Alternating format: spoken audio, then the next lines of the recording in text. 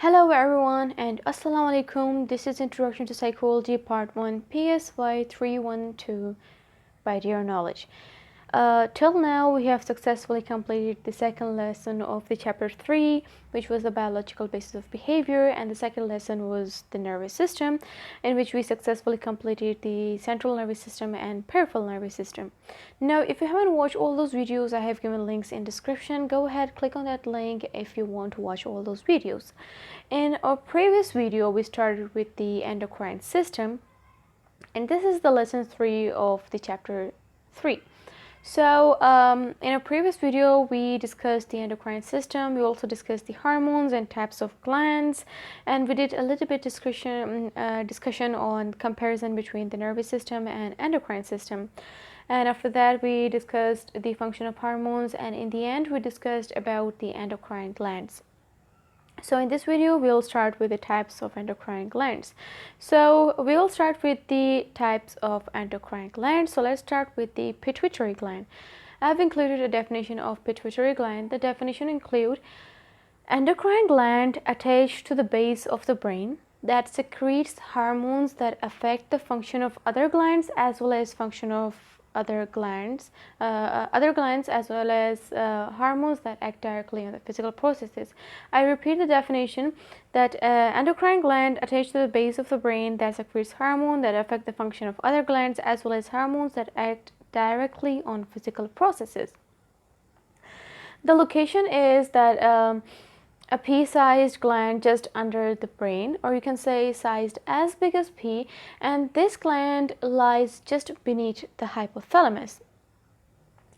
It is said to govern the activity of other glands and is therefore called the master gland. Now, the relationship between the pituitary and the hypothalamus indicates the complex relationship and interaction between the endocrine and the nervous system. Now, the hypothalamus directly regulates the release of hormones by the pituitary gland, a pea-sized gland just under the brain. The pituitary's hormones in turn regulate the production of other hormones by many of the glands in the endocrine system. Thus, the direction of the hypothalamus, the pituitary gland directly controls hormones production in other endocrine glands. Let's take an example of stress situation. During a situation of stress, certain neurons in the hypothalamus secrete corticotrophin releasing factor, which is CRF, and that is carried to the pituitary gland through a channel-like structure. Now, the CRF controls the pituitary to release adrenocorticotropic hormone, which is ACTH. Now, the body's major stress hormone, ACTH, in turn is carried by the bloodstream to the adrenal gland and other organs, setting off the release of about 30 hormones, and each of which participates in body's adjustment to emergency situations. Now, many hormones are secreted by the anterior and posterior lobes of the pituitary. The pituitary produces some hormones that act directly. For example, the pituitary produces growth hormones, which stimulates normal skeletal growth during childhood, and the growth hormones regulate the growth of glands, muscles, and bones. Now, under-secretion of this may result in slow development or pituitary dwarfism, and over-secretion could lead to gigantism. Prolactin is another hormone that is secreted by this gland. In nursing mothers, the pituitary produces both prolactin, the hormone that stimulates milk production, and this gland is largely responsible for maternal behavior and secretion of milk in women. And a related hormone is oxytocin. Now, this hormone is responsible for initiating labor, and this hormone is also responsible for the ejection of milk from the breast. This hormone produces the let-down reflex, in which the stored milk is let down. Now, breastfeeding is a good example of complex interaction among the nervous system, the endocrine system, and the behavior. Now, when an infant when an infant nurses at the breast, a message is sent by the hypothalamus to the pituitary to produce oxytocin, leading to the letdown of milk. In a nursing mother, a baby's cry, the sight of her infant, or just the thought of her infant can stimulate this complex chain of internal events and lead to the milk production, even in the absence of physical stimulation.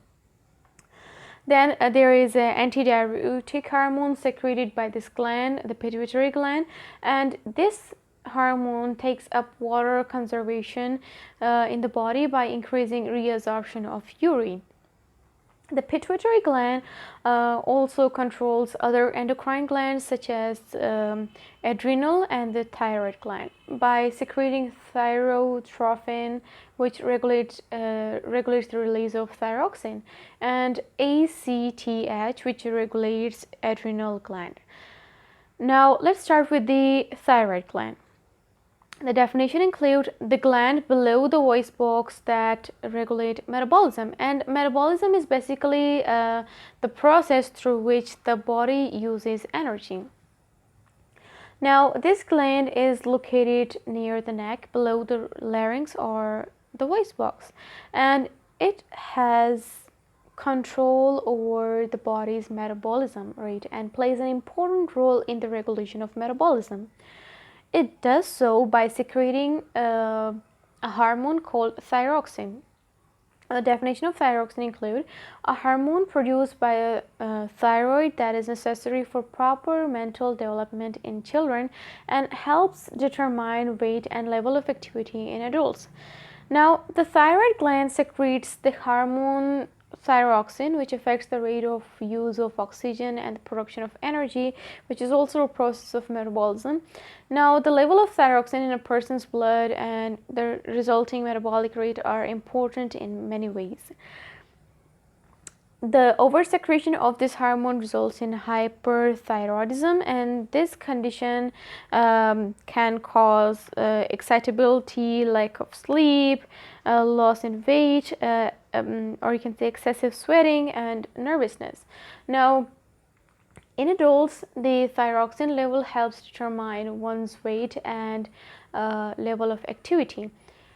People whose thyroid glands secrete unusually large amount of thyroxin are typically very active, and they may eat a large amount of food but still not gain weight because their rapid metabolic rate burns off calories so quickly.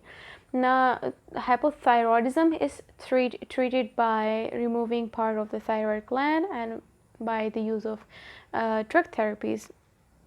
Whereas the undersecretion of this hormone results in hypothyroidism, which can lead to sluggishness, tiredness, and weight gain, are the features associated with this condition.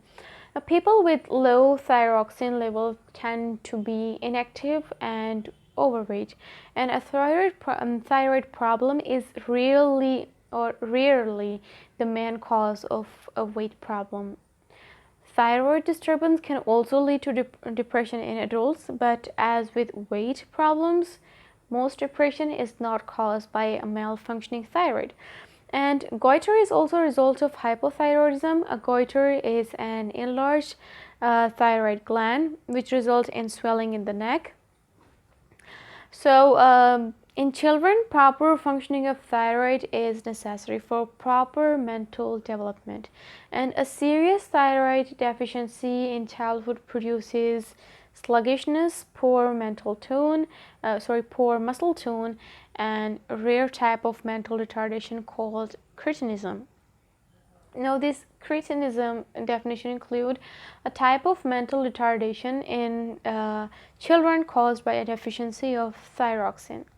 Thyroxin deficiency in children has more serious effects, a condition called cretinism, which is characterized by mental subnormality and stunt growth, increase in such children.